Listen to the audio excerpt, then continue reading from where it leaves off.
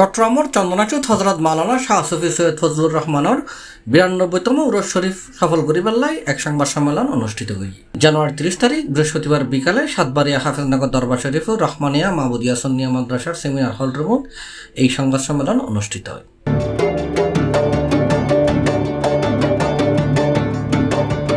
এই সময় বার্ষিক উরস শরীফ সফল করিবার লিখিত বক্তব্য পাঠ করছি গাউসিয়া মাহমুদ মঞ্জুর সাজ্জাদান সিং হজরত শাহ সুফি সৈয়দ মুফতি আশকুর রহমান হাফেজ নগরী মাইজ ভান্ডারে।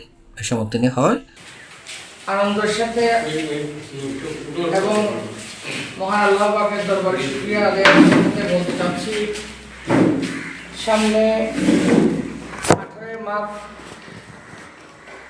পহেলা ফেব্রুয়ারি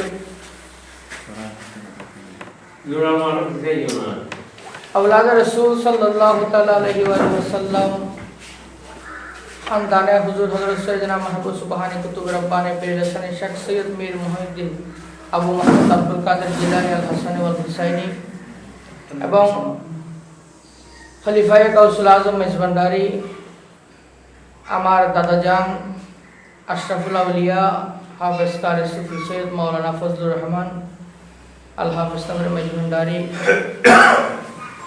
বাবাজান কেবলার 92তম উরস শরীফ আমরা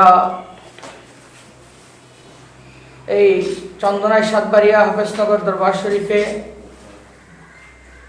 অতি আনন্দের সহিত আদায় করতে যাচ্ছি, পালন করতে যাচ্ছি।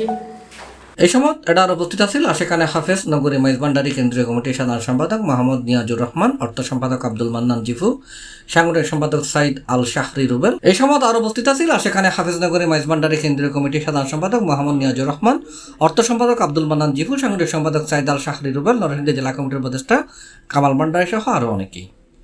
হযরত আজিজুল হক শের বাংলা রহমতুল্লাহ আলাইহি ওনার দেওয়ান আদিস শরীফের মধ্যে বাংলাদেশের যে সমস্ত হকখানে আল্লাহর ওলিরা আছেন, এই আল্লাহর ওলিদের সন্ধান দেওয়ান আদিস শরীফের মধ্যে উনি নিজেই লিপিবদ্ধ করছেন।